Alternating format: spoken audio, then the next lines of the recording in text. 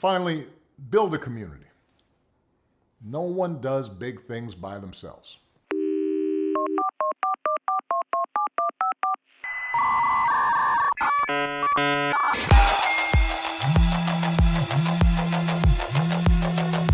Hi, I'm Alexa. Would you like to air party? Let's use internet like a phone, not like library. Bring people together behind their screens. Let's stop being the center of the circle. Be the circle.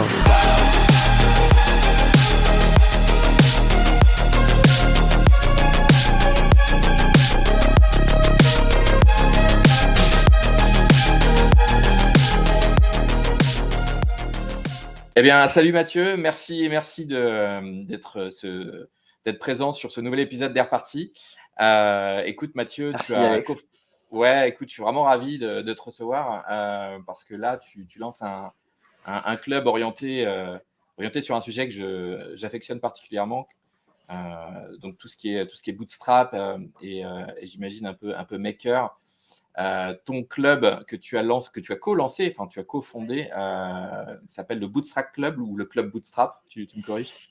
Non, alors tu vois, même nous on l'emploie un peu des deux façons, donc on peut dire le Club Bootstrap parce qu'on est en France quand même. Ok, super, le Club Bootstrap. Bah écoute, ça a été lancé quand? Il y a quoi? Il y a 9 mois, 6 mois? C'est assez récent tout ça. Ça fait 8 mois. Après, on a lancé en avril 2021 à la base d'ailleurs sur une room Clubhouse. Waouh, je savais pas. Ok. Ouais. Quand Clubhouse s'était lancé en France et que tout le monde était encore confiné, ça a commencé. La première discussion qu'on a eue, je crois que c'était en février, en mars. Effectivement, c'était le moment où Clubhouse avait explosé. Maintenant, je crois que ça marche un peu moins, j'ai l'impression. Et on avait organisé une room autour de la discussion suite à l'annonce de Guillaume Moubèche d'avoir refusé 30 millions d'euros sur Combini. Ouais. Il a fait l'actualité sur LinkedIn.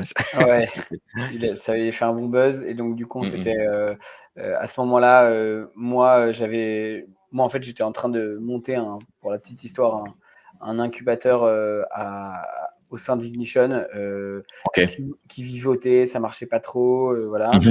Et moi, j'avais envie de bosser avec des entrepreneurs qui m'inspirent et qui partageaient les mêmes valeurs que moi. Et que celle de Caroline, la fondatrice d'Ignition. Et donc, en fait, naturellement, en fait, on a vite agrégé les personnalités qui avaient le même mode de croissance que nous, c'est-à-dire de l'autofinancement. Ouais, c'est ça le big purpose. Le big purpose du club, c'est lever de fonds, c'est un modèle, mais c'est pas unique, c'est pas le seul, c'est ça. Et du coup, vous orientez sur les autres sources de financement possibles pour scaler un business. Ouais, le big purpose, la grande mission du club, c'est de proposer une mesure du succès alternative dans l'écosystème startup qui se détache de la course à la levée permanente, l'hypervalorisation, le fait de prendre en compte seulement ces critères de course en avant qui s'arrêtent jamais, et puis surtout qui parfois, je dirais, gâchent de l'argent et gâchent des gens, puisque par définition, quand tu fais appel plusieurs fois à des VC, eux, en fait, ils vont avoir un ROI sur 2/10 de leur portefeuille, et puis le reste, en général, ça va pas bien, voire ça s'écroule. Donc, il y a beaucoup de gâchis d'argent, beaucoup de gâchis de gens, souvent. C'est un peu dommage, et on avait envie de montrer que, en fait, il y a des entreprises qui ont vraiment beaucoup de succès, à la fois en termes de croissance, de résultats, puisque nous, notre club, il faut avoir vraiment le minimum du minimum pour rentrer, c'est d'avoir atteint 2 millions d'euros de CA et 20 CDI. Et la plupart sont plutôt autour de 10 millions et plus 50 et plus, enfin même plutôt 100, je dirais, salariés. En étant libre, en fait, les 3 valeurs que je peux te décrire qui sont les plus importantes pour nous, c'est la liberté. Donc, on veut des entrepreneurs qui sont libres et qui sont maîtres de leur choix. Et donc, ça se réduit par une certaine possession du capital. Alors, nous, on l'a défini comme minimum 60%. Sachant qu'on n'est pas complètement opposé au lever, parce qu'on pense que c'est à un moment donné où parfois ton business en a besoin. Peut-être un complément. Tu veux accélérer. Enfin, il y a plein de bonnes raisons à lever des fonds. On n'est pas anti-levée de fonds, mais on est contre cette course en avant qui fait beaucoup de dégâts et qui, en plus, est souvent fake, quoi. Même pas le reflet de la réalité des résultats des boîtes ou en tout cas de ce qui se passe en interne. Et donc, ça, c'est la première valeur, la liberté. La deuxième, c'est l'ambition, puisque, comme je t'ai dit, on veut montrer qu'il y a des très beaux succès qui se passent. Guillaume Houbèche, il en faisait partie, évidemment, et puis il y en a vraiment d'autres. Si je t'en cite, il y a le fondateur de Lucas, le SIRH, qui sont 350. Ils recrutent 600 personnes sur les 2 prochaines années. Ils n'ont pas levé un centime. Il y a la fondatrice de My Little Paris qui a pendant très très longtemps bootstrappé de 0 jusqu'à 150 salariés à peu près. La fondatrice de Team Starter. Il y a évidemment Mathieu Stéphanie, le fondateur de Cosa Vostra et de Génération Do It Yourself, qui fait son podcast là, très, très fameux, qui est pareil, a tout bootstrappé et qui possède tout son capital avec ses fondateurs.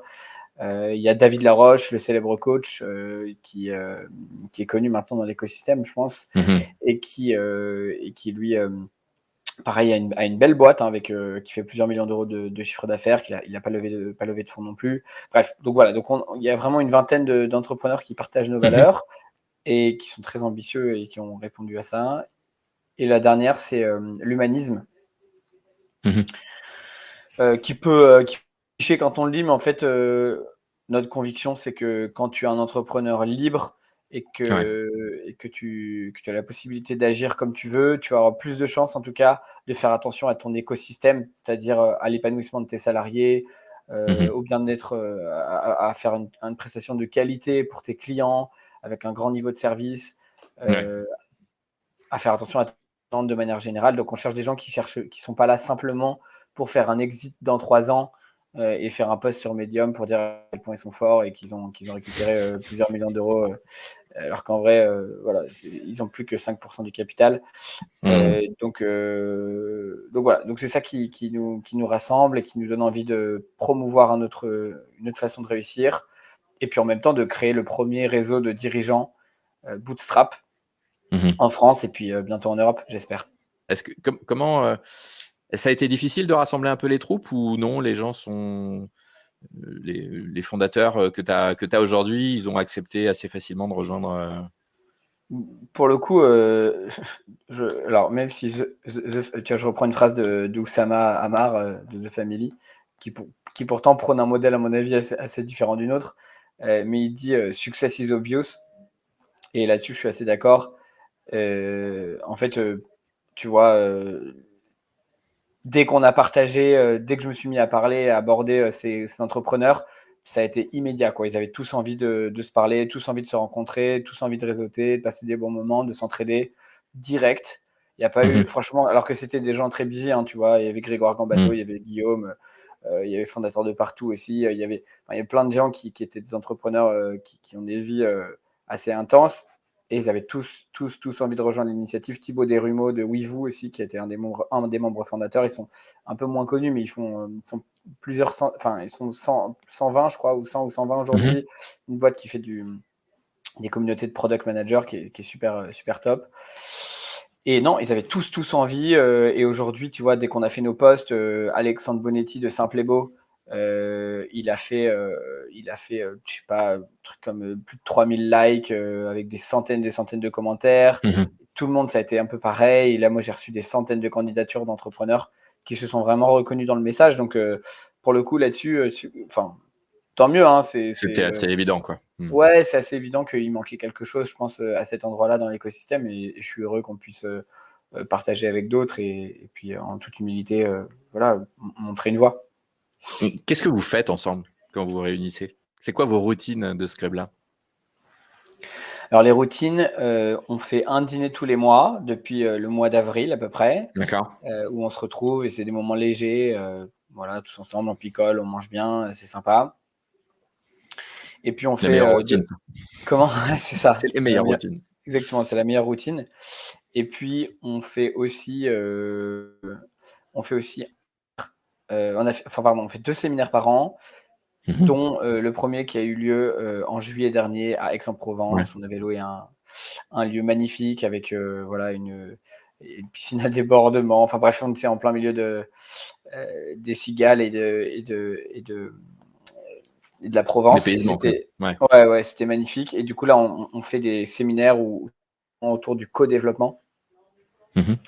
Donc on prend le temps voilà, de souffler, de partager Ouais. avec les autres. Nous, on utilise des méthodes de coaching. C'est notre Mhm. programme.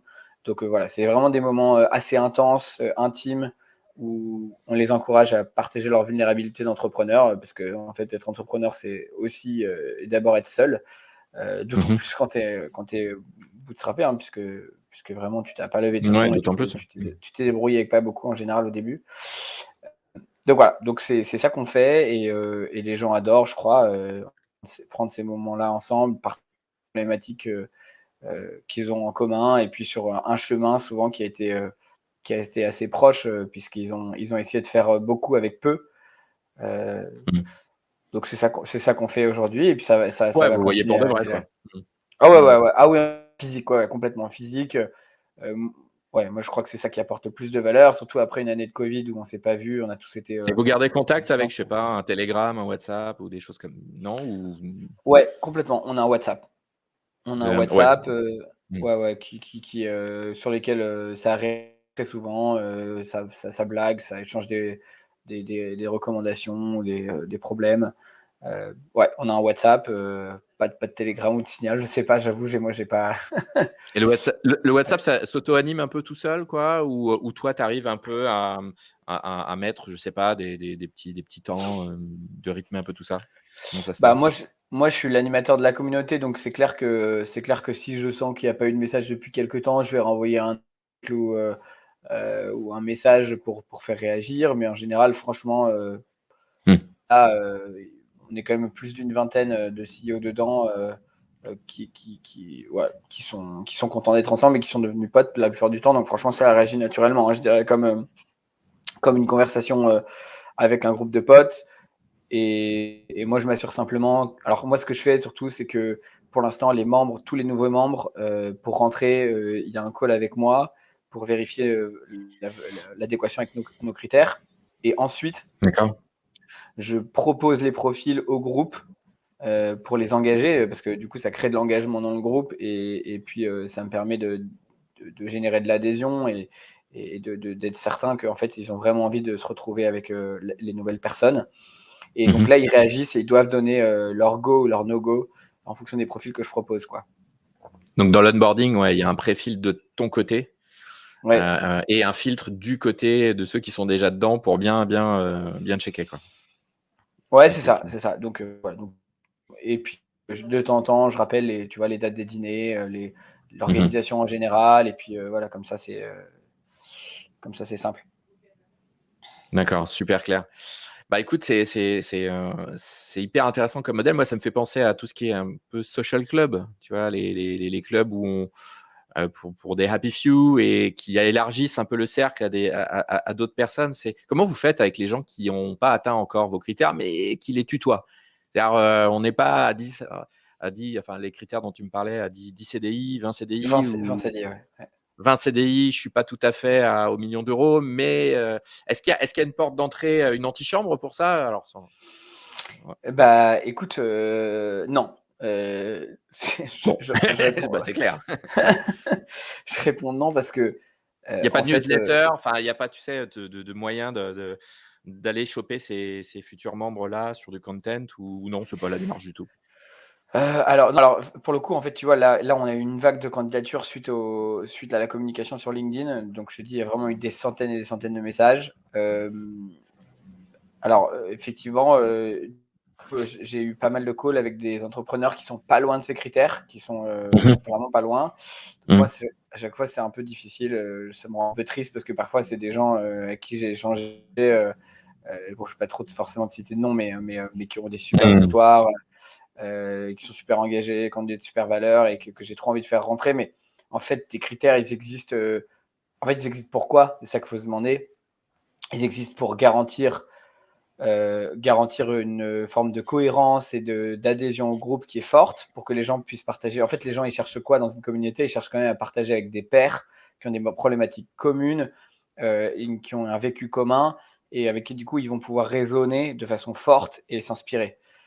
Et si, du coup, tu commences à avoir des profils qui sont vraiment complètement différents ou qui n'ont pas du tout encore les mêmes problématiques, et ben ça marche pas trop. Et donc effectivement, on est assez ferme sur ces premiers critères de 2 millions de CA et 20 CDI parce que en fait aussi le bootstrap, on pense que tu as vraiment bootstrappé et que tu as vraiment pris cette galère dans les tripes.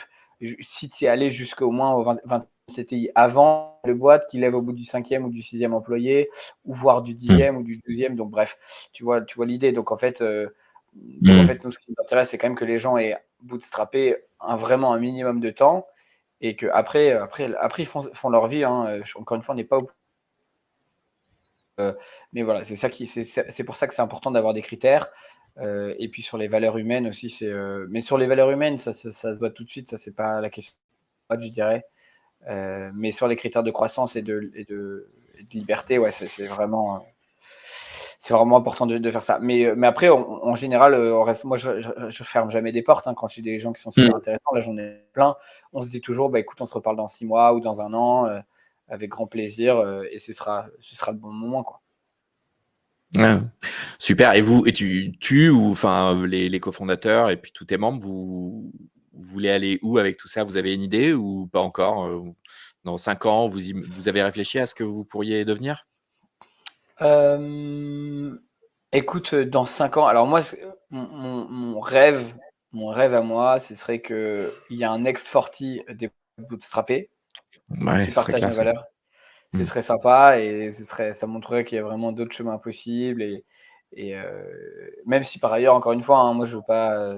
Je trouverais ça ridicule de dire qu'il n'y a pas des belles boîtes qui sont des licornes françaises qui sont passées par toutes ces étapes de levée de fonds. C'est pas vrai. Juste qu'il y a beaucoup de casses et parfois d'erreurs. Mais il y en a plein qui sont évidemment. Mais du coup, ouais, j'aimerais bien avoir un ex-sortie de ça. Je crois que c'est une ambition qu'on a en commun. En tout cas, rendre vraiment ces succès visibles. Et puis en plus, on pense que si tu veux vraiment faire des champions européens, c'est quand même mieux d'avoir des entrepreneurs qui sont vraiment maîtres de leur capital, maîtres de leur destin.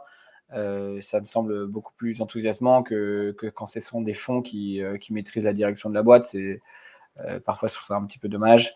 On est français, en plus, on est fiers, on est un peuple fier, on est un peuple de liberté. Donc, je trouve que c'est vachement important de pouvoir valoriser ces modèles. Donc c'est ça. Et ensuite, mon autre rêve, moi j'aime bien qu'il y ait de la diversité dans le club. Donc j'aimerais bien prendre le mot entrepreneur au sens large, c'est-à-dire qu'on ne veut pas simplement des entrepreneurs de la tech. Là aujourd'hui, c'est plutôt le cas, hein, évidemment. Mais je trouverais ça super aussi d'avoir des entrepreneurs qui sont des chefs incroyables ou des artistes qui ont des salariés, qui sont libres, qui ont monté des boîtes avec des business, mais qui ont d'autres métiers. Tu vois, David, par exemple, qui nous a rejoint, David Laroche, il est coach international, super connu. Son métier, c'est d'être coach. C'est plus que même d'être entrepreneur. Donc voilà, et c'est ça qui... C'est un peu la question la dernière question que je voulais te creuser. Que je voulais creuser avec toi, c'est toute cette nouvelle vague d'entrepreneurs indie makers qui est sous-jacente et en forte croissance depuis le Covid et puis les différents confinements. Notamment, tu sais, toute cette vague de creators, quoi, toutes ces personnes qui font beaucoup de contenu et qui jouent au jeu des 1000 fans, quoi, des 1000 true fans, quoi. Hein, tu vois, c'est des gens qui font du biz, quoi. C'est des gens qui peuvent aller loin dans le chiffre d'affaires. Je ne sais pas si ça recrute beaucoup derrière parce que c'est quand même le culte du créateur, c'est quand même d'être un peu seul. C'est compatible avec l'état d'esprit du Bootstrap Club ou comment tu appréhendes cette vague de nouvelles entrepreneurs? Bah, je l'appréhende, tu vois.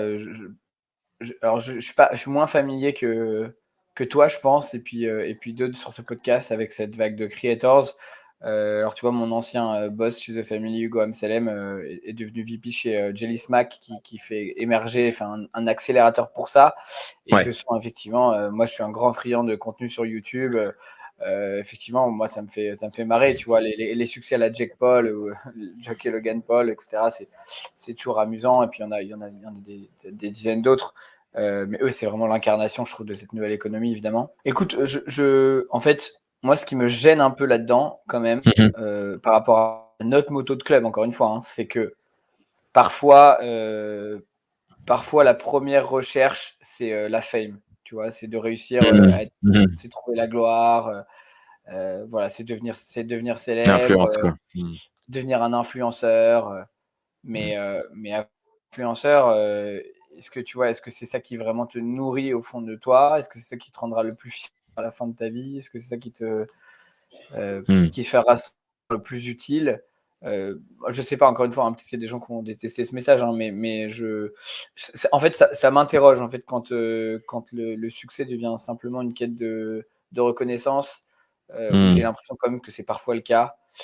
Je trouve ça un peu dommage et du coup, à nouveau, tu vois, je me demande si quand tu fais un succès comme ça qui est énorme, mais que tu le partages avec moins de gens, parce qu'en fait aussi, je trouve ça beau d'avoir des aventures où il y a des salariés, il y a, en tout cas, il y a vraiment une équipe avec toi, quoi, tu vois, qui t'accompagne et qui grandit. C'est beau comme aventure. En tout cas, moi, c'est ce que je trouve le plus beau. Euh, ouais, voilà, je trouve ça chouette. Donc tu vois, j'en ai quelques-uns des bots comme ça qui ont des beaux succès avec plusieurs qui font plus franchement 10 millions. Là, je parlais à quelqu'un qui fait des jeux de société. Ils sont 3 cofondateurs, plus une équipe de gens un peu ambassadeurs. Ils font 8 millions d'euros en Europe. Je ne citerai pas le jeu de société, mais c'est connu.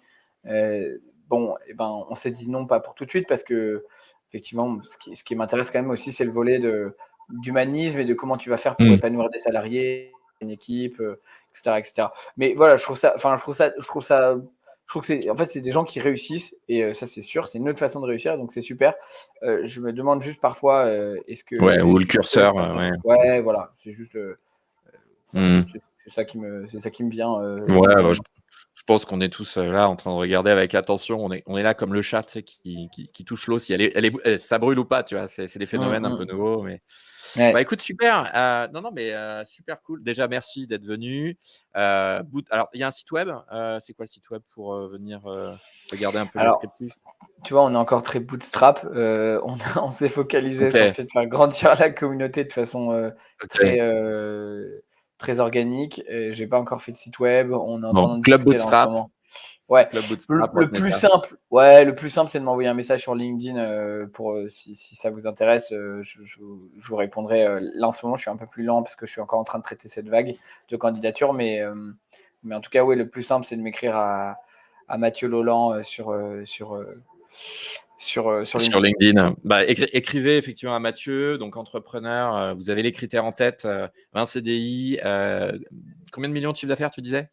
Alors, les 3 valeurs, c'est la liberté, l'humanisme et l'ambition. Donc, la liberté, il faut posséder au moins 60% de son capital au moment où on rentre. L'ambition, il faut avoir fait au moins 2 millions de CA et 20 CDI. Et on rajoute aussi le fait d'avoir grandi de au moins 50% par an sur 3 des 5 dernières années.